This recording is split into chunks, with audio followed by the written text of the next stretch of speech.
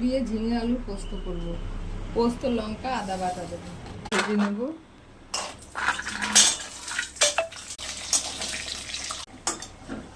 বড়িগুলো ভাজা হয়ে গেছে, তুলে নিলাম।